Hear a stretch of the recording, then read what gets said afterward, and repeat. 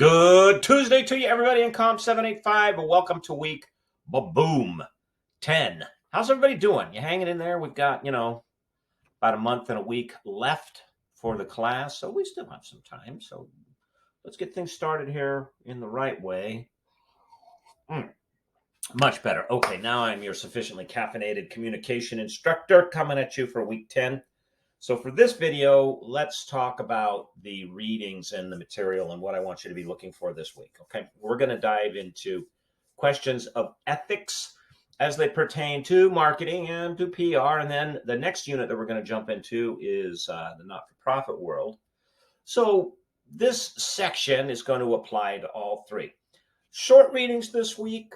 Reading from Cialdini and reading from Wilson et al. In both instances, what I'd like you to focus on, in addition to, as I've said before, when you get those Blackboard questions about, in terms of contextualizing the material a page before and a page after of wherever you find the answer to the question that I've posed, okay? So pay particular attention to that. But what I want you to focus on is in both authors' cases, the expansive nature of the question of ethics. And in both cases, they start with, oh no, let's talk about ethics, and everybody's rolling their eyes going, oh no, not another one of these talks again. But they ground the importance of this discussion, that is in ethics,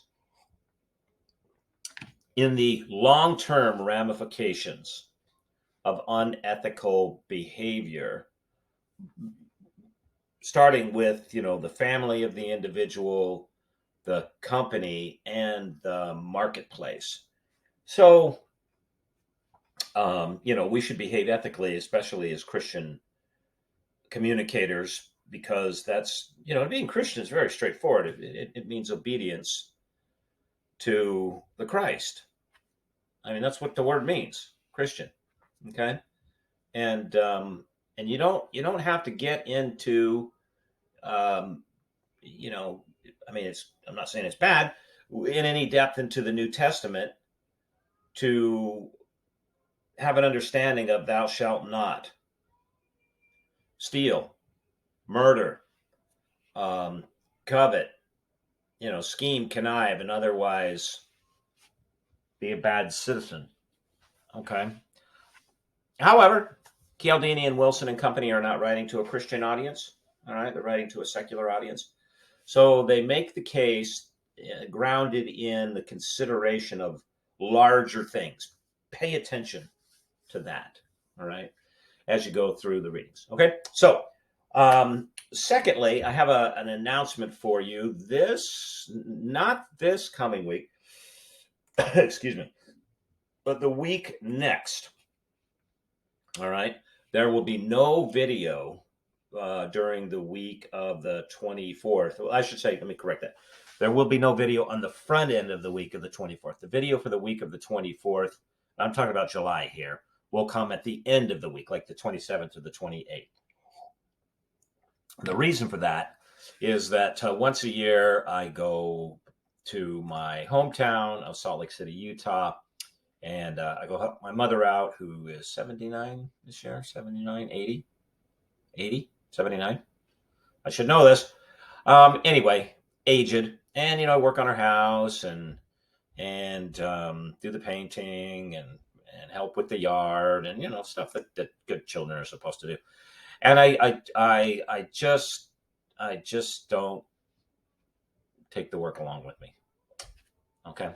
So what I want you to do is do the readings, answer the Blackboard questions. You will get a video next week on the 17th. And you'll get questions and material and all that razzmatazz. And that's starting next week on the 17th. Week of the 17th, we're going to start our unit in not-for-profit work. And the work that we have to read when helping hurt is a great book. All right. I really think you're going to enjoy this. Okay. You'll have that. And then I really will be incommunicado. That is, I'll be out of the loop from basically like the 18th to the 26th, because that's when I'm arriving. Okay. But the material will be up for the week of the 17th. It'll just be delayed for the week of the 24th. So during that time, especially, I want you to continue to work on your semester projects. Okay. And remember, if you have any questions about the grading and the answers for the midterm, send them to me, because what you got there by way of structure and depth and focus will be similar to what you get on the final. All right. And you may not be thinking about that now in just about the middle of July, but I get it. Okay. All right, everybody. Two important chapters. And by the way, for Cialdini, these are the last two chapters of the book. And the very last one is really not about ethics. It's sort of a, what have we learned? What have we done here? So go ahead and read that. Finish the book out. Okay.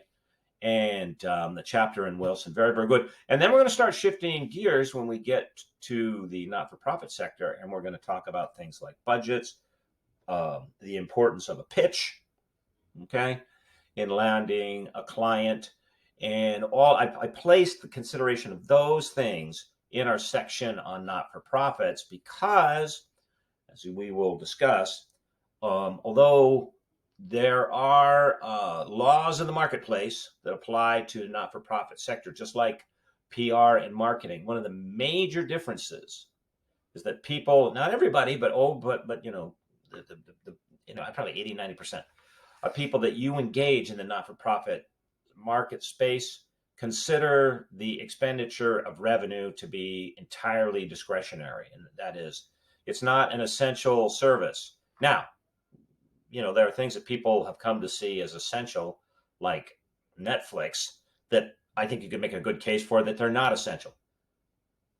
Remember what our job is in interfacing with the public. That's just understanding that the cow goes moo and the duck goes quack, and that's what the barnyard animals do. All right. It's not to be amoral. It's not to be indifferent. It's to be understanding. I don't mean like there's but by the way that we see the patterns and then we act accordingly. All right. Anyway, enjoy the readings. Go over and take a look at the other video in which I discuss your answers from last week, and I will see you on Blackboard. God bless.